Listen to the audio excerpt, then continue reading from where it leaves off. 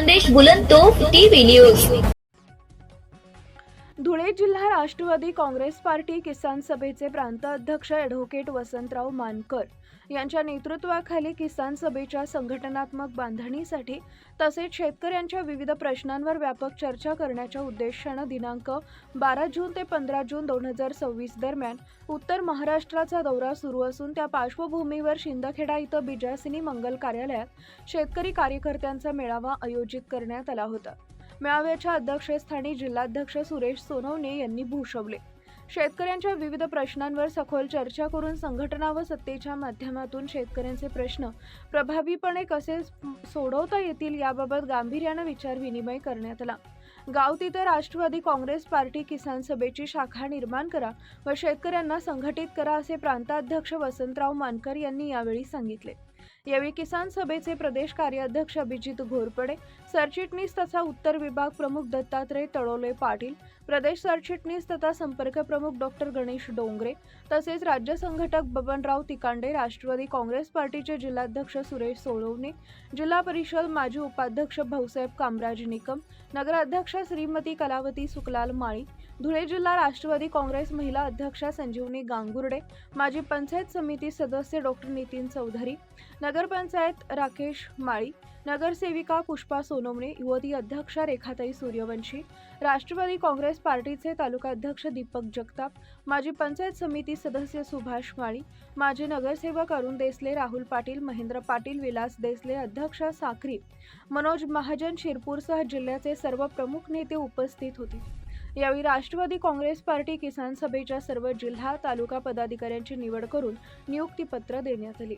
शेतकरी मेळावा यशस्वी करण्यासाठी धुळे राष्ट्रवादी काँग्रेस पार्टी किसान सभा ग्रामीण जिल्हाध्यक्ष नारायण चव्हाण, प्रदेश सरचिटणीस अजय भांबरे, कार्याध्यक्ष मनोज देसले, बाळकृष्ण पाटील, किशोर पाटीलसह पदाधिकाऱ्यांनी परिश्रम घेतले। प्रास्ताविक कामराज निकम तर सूत्रसंचालन तालुकाध्यक्ष दीपक जगताप तर किसान सभा जिल्हाध्यक्ष नारायण चव्हाण यांनी मानले। मुख्य संपादक यादवराव सावंत।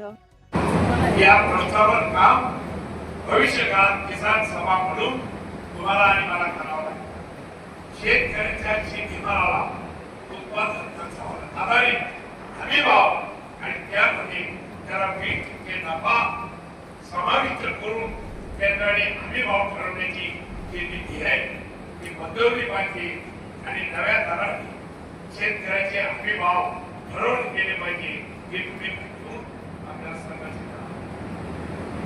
आज मगाशी अनेक प्रश्न मांडले, खूप अडचणीत शेतकरी बियाण्याचे प्रश्न आहेत, खतांचे प्रश्न आहेत, गावोगावी लाईटचा प्रश्न आहे, शेतीला पाण्याचा प्रश्न आहे, रस्त्यांचे प्रश्न आहेत।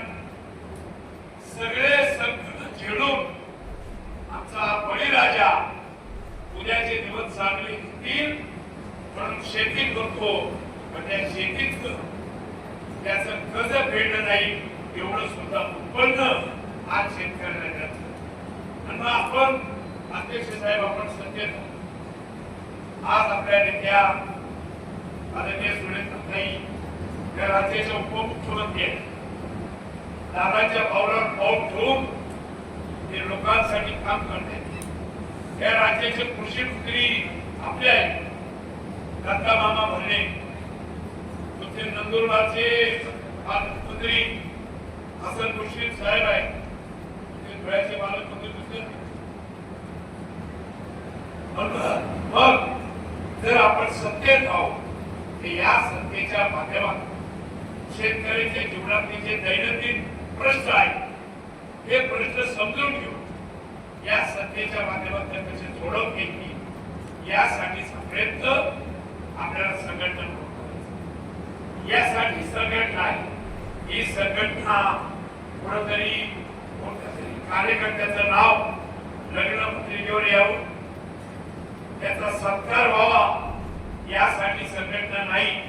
ही संघटना या संघटनेच्या माध्यमातून आज एक तालुका अध्यक्ष निवडले, यांनी तालुका कमिटी करावी। या तालुका कमिटीच्या माध्यमातून गाव किती किसान सभा हे ध्येय आपल्या मनामध्ये ठेवून आपण त्या गावातील प्रश्न करावी ते प्रश्न जिल्हाध्यक्षाच्या माध्यमातून माझ्यापर्यंत आणि माझ्या माध्यमातून आदरणीय सुरेंद्र ते असतील, कृषी मंत्री असतील, वडीलमंत्री असतील, तर सरकारपर्यंत पोहोचवण्याचं काम हे भविष्य काळामध्ये आपल्या सगळ्यांना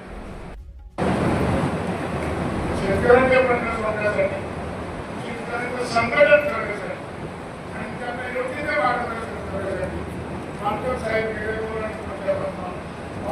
महाराष्ट्रात फिरत आहे. प्रत्येक जिल्ह्यात प्रत्येक क्षेत्रामध्ये सगळ्या महाराष्ट्रात सर्वात जास्त काम करणारे पाटण क्षेत्र असेल तर ती किसान सभा आहे.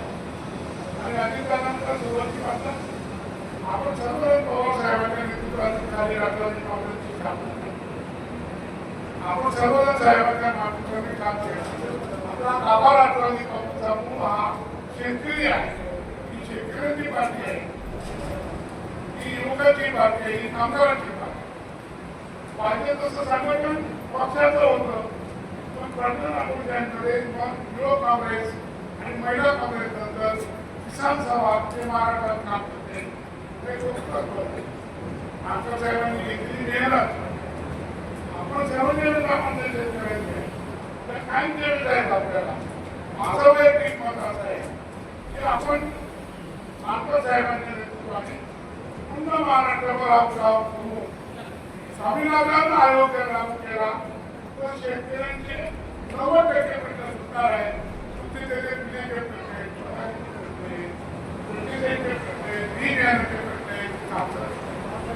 स्वामीनाथन आयोग या महाराष्ट्रात लागू केला तर शेतकऱ्यांचे प्रश्न संपणार आहेत, सुटणार आहेत.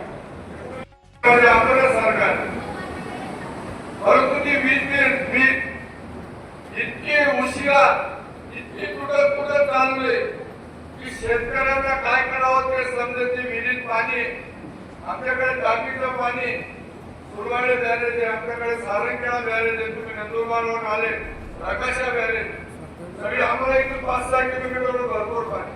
पण विजेचा एवढा मोठा प्रॉब्लेम आहे की तो प्रॉब्लेम आम्हाला सुटत नाही. आपल्या माध्यमातून शेतकऱ्यांसाठी जास्तीत जास्त वीज आणि पुन्हा ताकदीने पूर्ण त्यांना जेवढी वीज लागते तेवढी उपलब्ध करून देण्यासाठी आपण सरकारपर्यंत आवाज पोहोचवायचा. मी तुम्हाला जेवताना म्हटलं साहेब की शेतकऱ्यांसाठी जी कर्जमाफी झाली ती फिजिबल नाही. शेतकऱ्यांच्या हातात काही अजून कुणालाच माहित नाही. एक जुनी म्हणे ना, पिशवीत पिशवी पिशवीत पिशवी पिशवीत पिशवी तशी आपली कर्जमाफी होती. देताना मोठा काहीतरी दिलं असं वाटतंय, पण जेव्हा ते घरी जाईल शेतकऱ्याच्या खात्यापर्यंत येईल तेव्हा किती येईल हे काही सांगताय. पहिले कर्जमाफी घेतली तर तुम्हाला ही कर्जमाफी घेतली, दुसरी घेतली असेल तर ही कर्जमाफी आणि रेग्युलर असेल तर 50,000 रुपये भेटतील. ती पण माणसामध्ये भरलेली असेल तर 50,000 भेटतील. जून जुलैवाल्यांना भेटणार. म्हणजे कर्जमाफीचा अर्थ समजला नाही साहेब आम्हाला. शेतकऱ्यांची अशी विनंती की जे काय द्यायचे तुम्हाला ते 50,000 द्या, 1 लाख द्या, 2 लाख द्या, 5 लाख द्या, का संपूर्ण द्या, पण डायरेक्ट खात्यावर द्या. शेतकऱ्यांना हाती शेती टाकू नका, कारण शेतकरी आताच्या काळात फार तंगीमध्ये येऊन गेलेला आहे. बियाणे महाग झालं, खत महाग झालं, विजेचा लपंडाव, आता पावसाचा पाऊस येतो का नेतो अशी परिस्थिती आमच्या धुळे जिल्ह्यावर झालेली. काही म्हणतात की यावर्षी पावसाच पडणार नाही, काही म्हणतात तर फार कमी प्रमाणात येणार आहे. त्याच्यामुळे शेतकरी एकदम असा घाबरून गेलेला आहे, शेतकरी एकदम चिंतेत आलेला आहे. तर आपल्या माध्यमातून मी तुम्हाला एकच विनंती करतो की तुम्ही उत्तर महाराष्ट्राच्या दौऱ्यावर, उत्तर महाराष्ट्र नेहमी त्याच्यात आमच्या धुळे जिल्हा नेहमी हा दुष्काळग्रस्त परिस्थितीत असणारा जिल्हा आहे.